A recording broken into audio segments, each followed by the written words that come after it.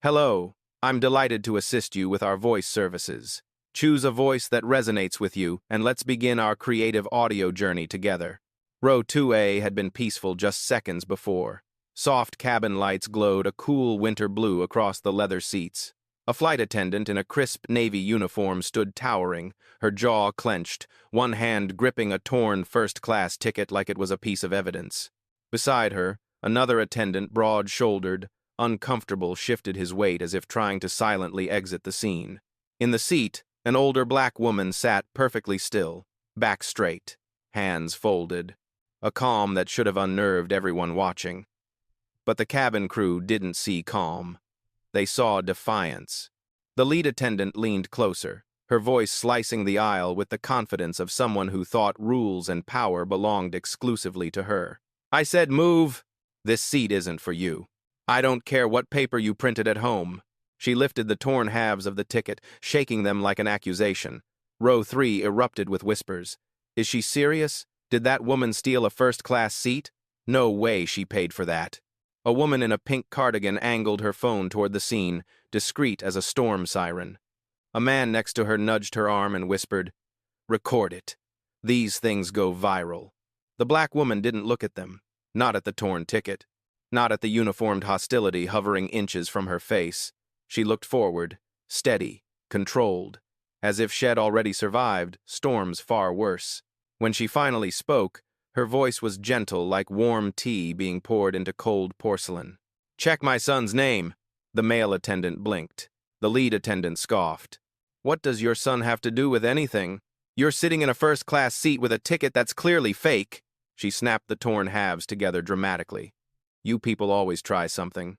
A few passengers made small sounds, some uncomfortable, some entertained. The kind of sounds people make when they sense wrongdoing but fear challenging the one wearing a uniform. The older woman raised her eyes at last. In them was no fear, no panic, just a quiet certainty. "Scan the name," she repeated. "You'll understand." The lead attendant rolled her eyes.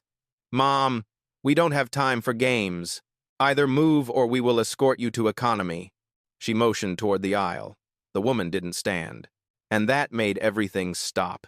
A hum spread across the cabin, one of those shifts in atmosphere you can feel even through noise-canceling headphones. Several passengers leaned forward. One man lowered his laptop screen. A child peeked above his seat back, sensing the electricity adults pretend not to notice.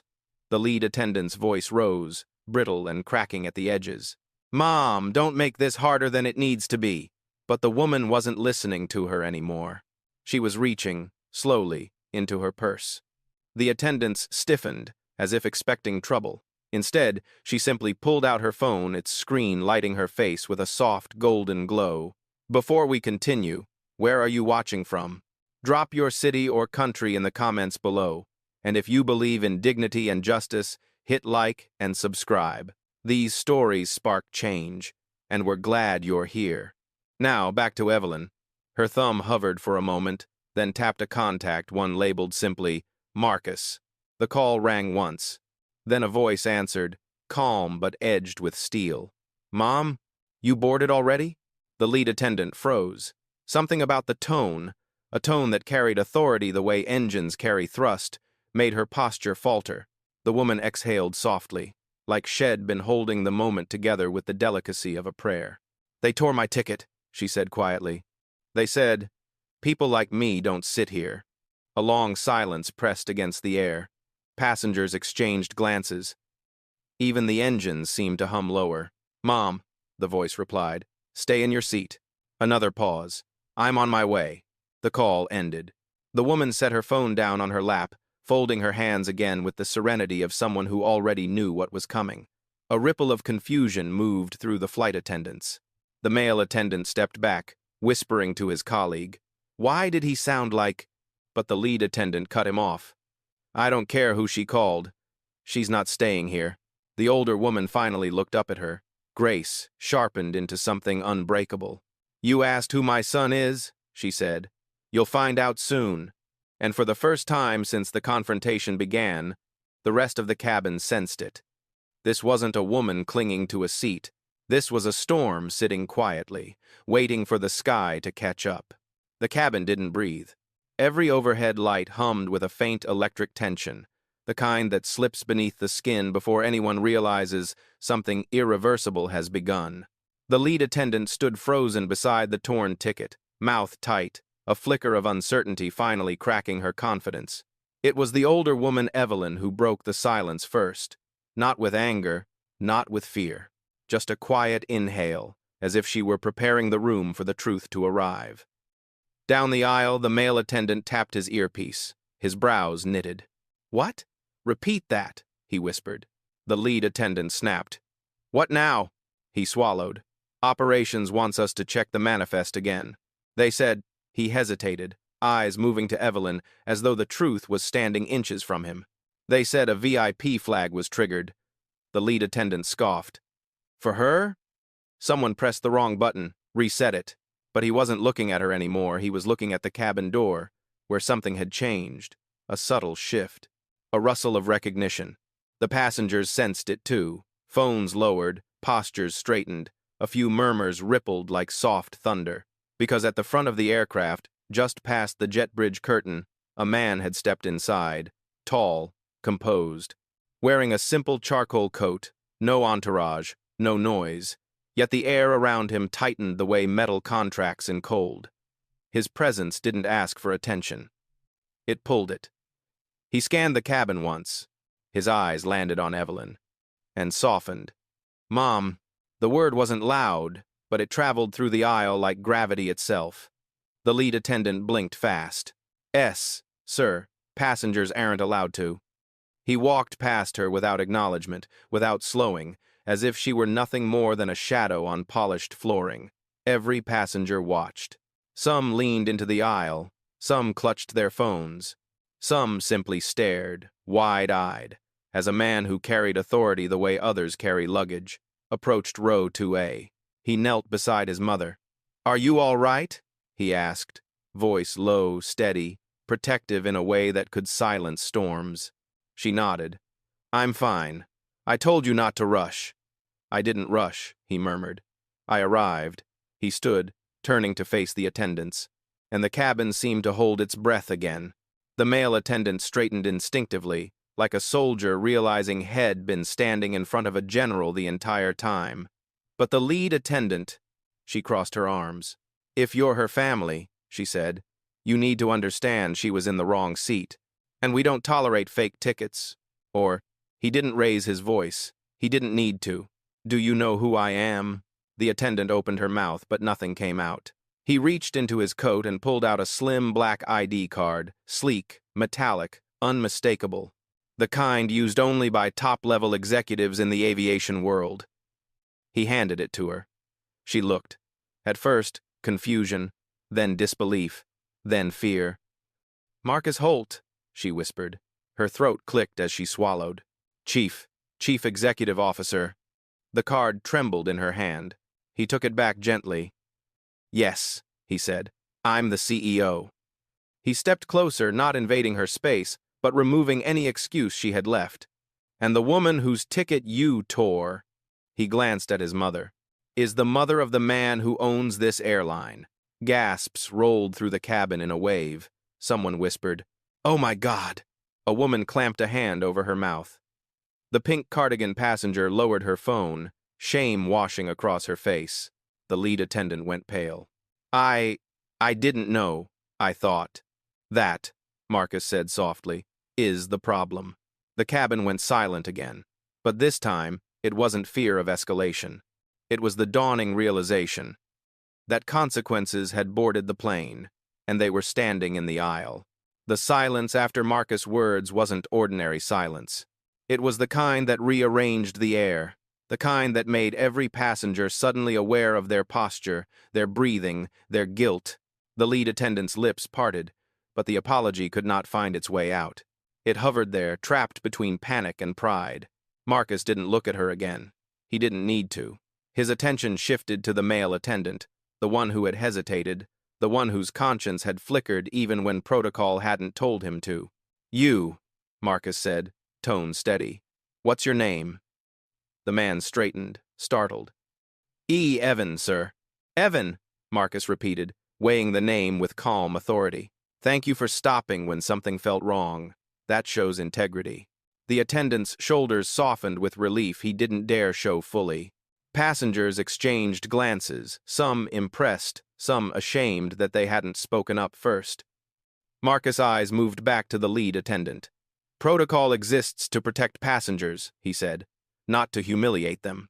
She flinched. "Mr. Holt, I swear I didn't mean." He raised a hand gently, not to silence her but to strip away excuses. "I don't want an apology for me," he said. "I want one for her." All eyes shifted to Evelyn. The lead attendant trembled. "Mom, I didn't realize—" "That she was a human being?" Marcus asked, still calm. "That she deserved respect before you knew her last name?" Her breath hitched like she'd been physically struck. Evelyn finally spoke, and her voice, soft, warm, unbroken, cut deeper than anger ever could. "I don't need an apology," she said. "Respect shouldn't require recognition." The words rippled across the cabin, landing on guilty shoulders. Even passengers who hadn't joined in the judgment now felt it. A woman whispered, "She's right." A businessman lowered his gaze. A teenage boy nudged his mother, whispering, "Why'd they treat her like that?" The lead attendant's mask of authority cracked, piece by piece. I understand," she managed. But she didn't. Not yet. Marcus took a step closer, not aggressive, not looming, just undeniable. "I'm activating a review protocol," he said. "You'll cooperate with the cabin director when we land. Until then, Evan will manage first class." Her face crumbled. "So, I'm removed from duty?" "For this flight," he said. "And for reflection." Evan blinked in shock. "Sir, I didn't expect." "Integrity deserves responsibility," Marcus said. "Not punishment." A murmur rose from passengers, approving, surprised, impressed. Then Marcus turned back to his mother. "Mom, you ready to sit comfortably?" he asked, voice softening instantly, shifting from CEO to son in a single breath. Evelyn's eyes warmed. "I'm ready, baby." He helped her settle back into the first-class seat, this time with an authority no one dared question. Evan rushed to bring a fresh blanket, real champagne, a new boarding ticket printed on the spot. His hands shook slightly, but in a grateful way. The lead attendant stepped back into the galley, stunned, brittle, her world abruptly much smaller than she'd believed. As Marcus adjusted the seat controls for his mother, someone in row 4 spoke up. "Sir," the man said hesitantly, I'm sorry. I should have said something earlier." Marcus looked at him not harshly, not accusingly. "Speaking up late is still speaking up," he replied. But silence always sides with the loudest wrong in the room. The man nodded, swallowing hard. Across the aisle, another passenger whispered to her friend, "Hez different.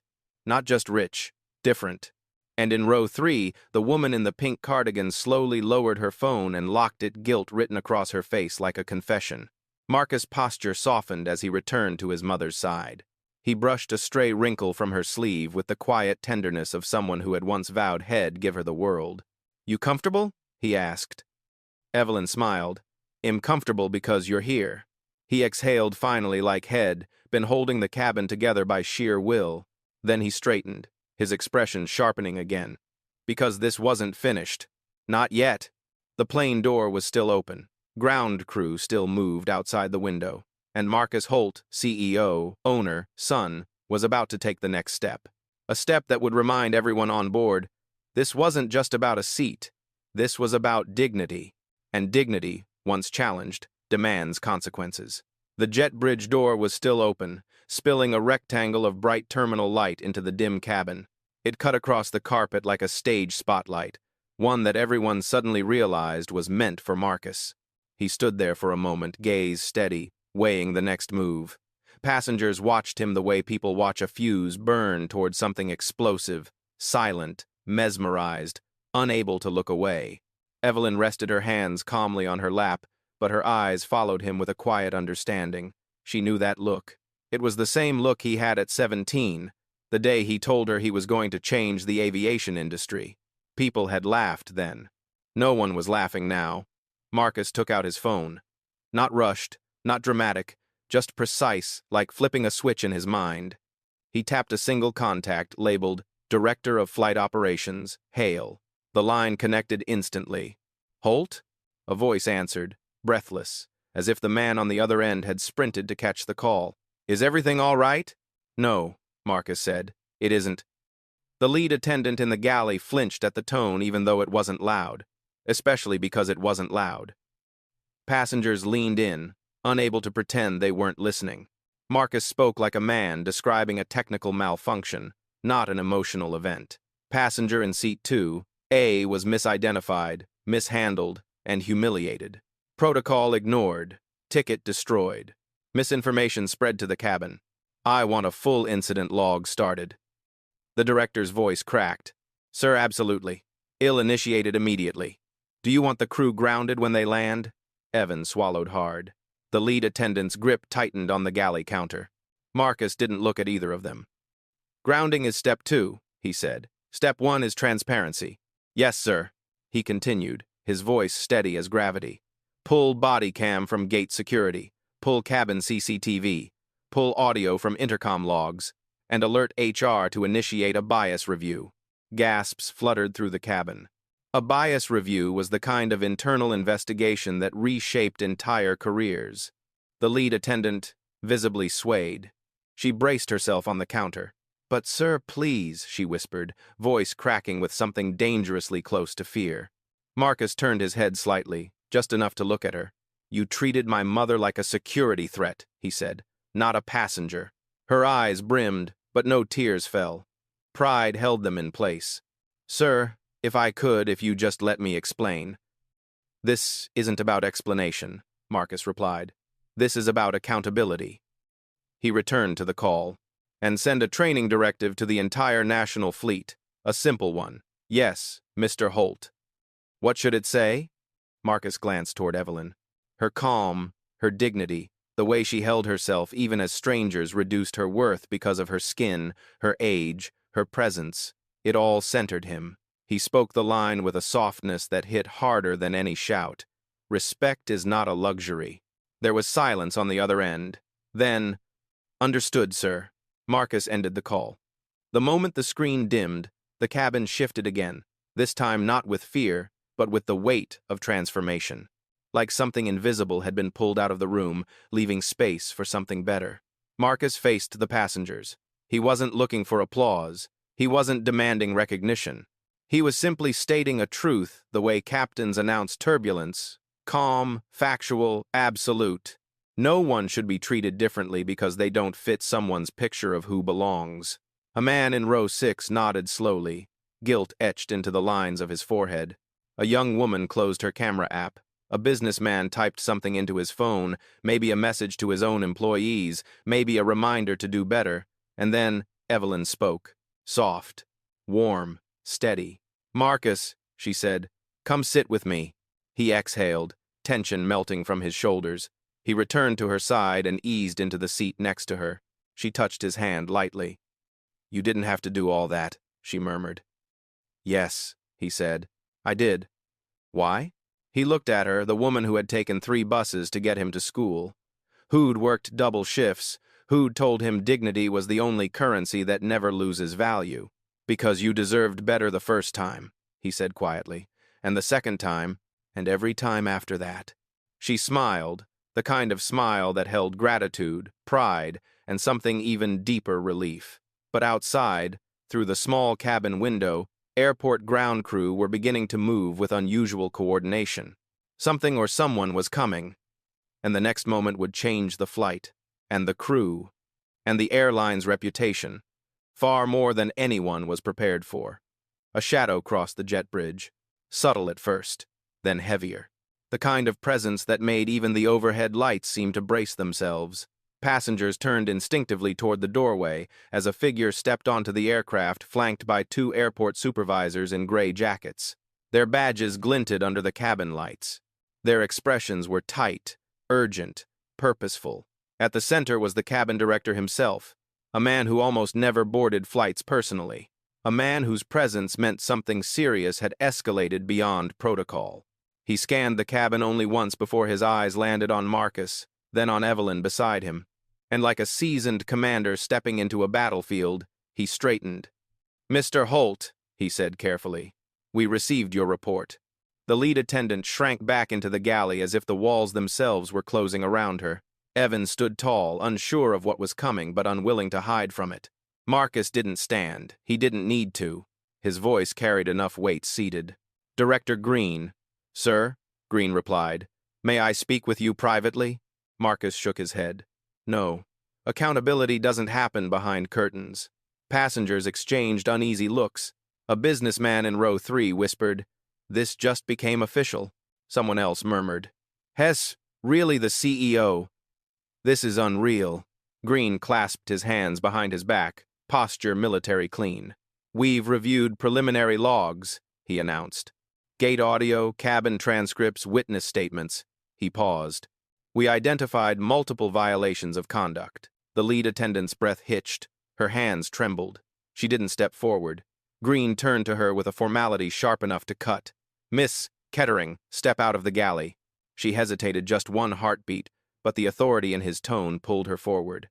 Slowly, painfully, she emerged into the aisle. Every passenger watched. Her earlier confidence was gone, her arrogance drained. What remained was a woman standing in the wreckage of her own choices. Green faced Marcus once more. "Per Mr. Holt's directive and our internal review, Miss Kettering is relieved of duty effective immediately." A collective hush fell across the cabin. Passengers didn't cheer. They didn't gasp. They simply absorbed the weight of justice as it unfolded. Miss Kettering's face paled. "Sir, Director, please. This is my livelihood."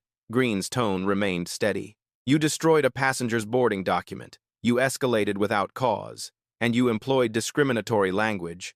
These are grounds for immediate suspension pending formal investigation." Her breathing grew uneven. I didn't know who she was." Green didn't blink. "That," he said, "is exactly the point."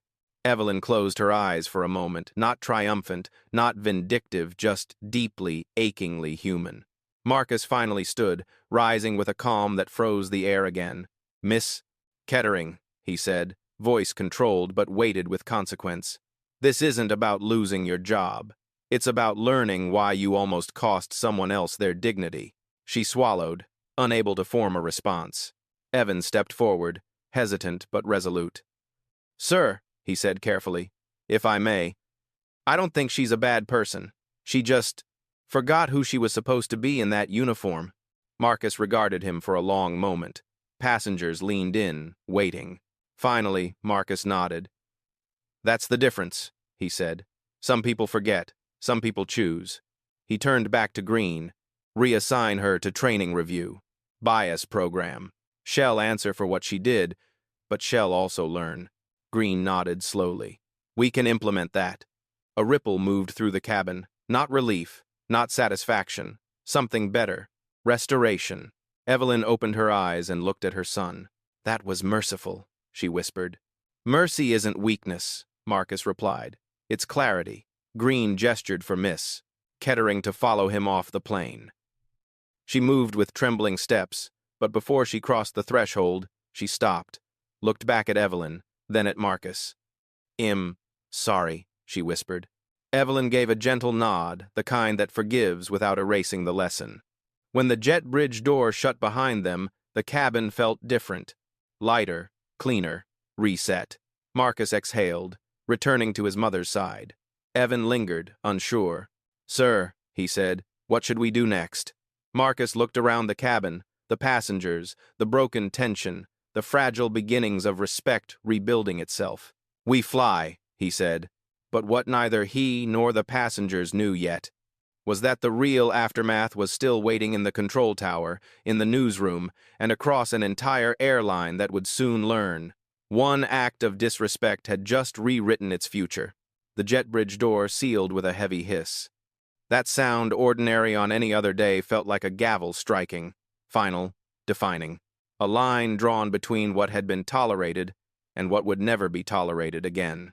Evan moved down the aisle with renewed purpose, checking seatbelts, offering bottled water, adjusting overhead bins. But the cabin wasn't watching him. They were watching Marcus. Some watched with awe, some with guilt.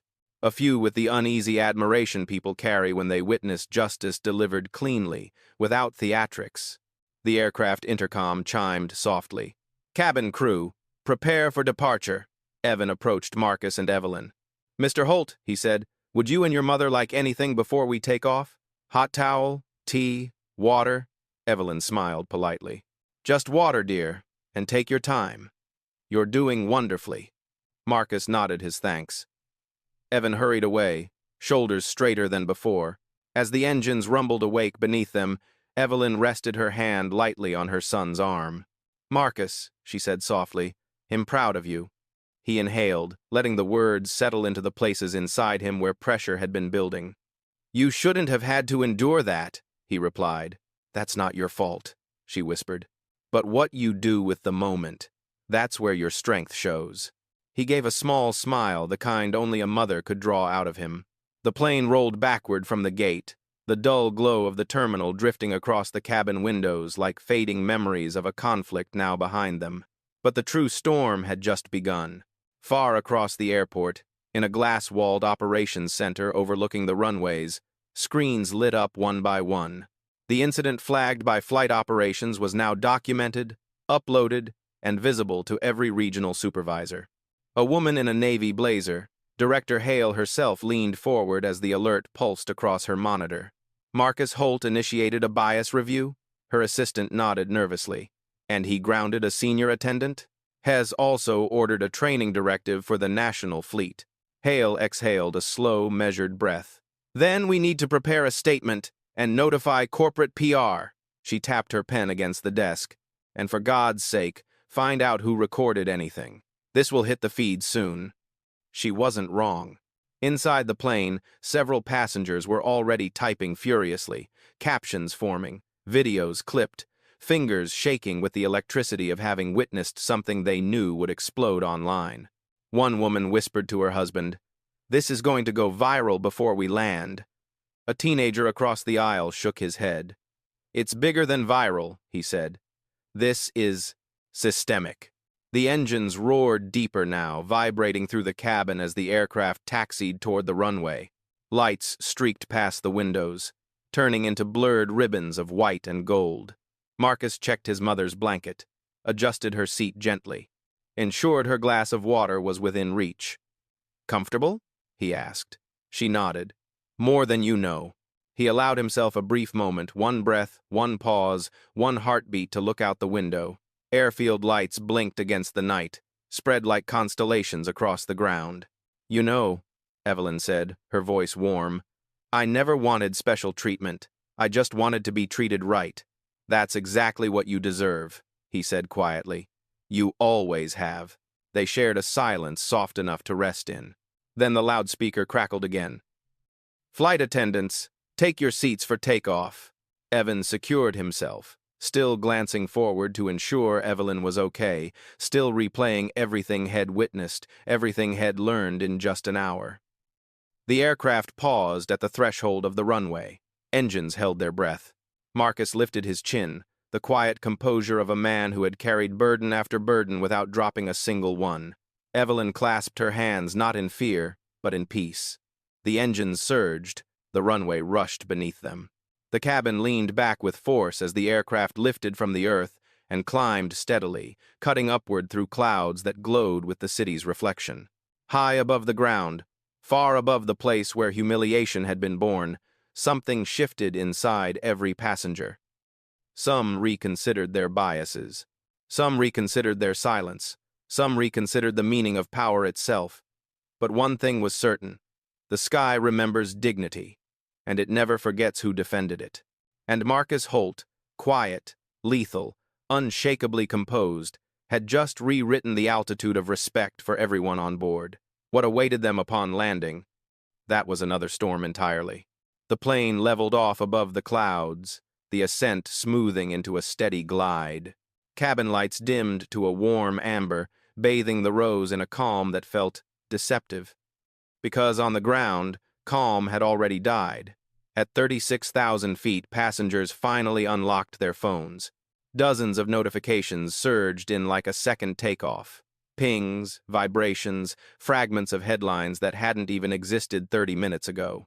The teenager in row 5 gasped softly. "Dude, the clip is already trending." The woman in pink, who had filmed the confrontation earlier, stared at her screen as numbers jumped uncontrollably. "I didn't even post it," she whispered. "Someone else did."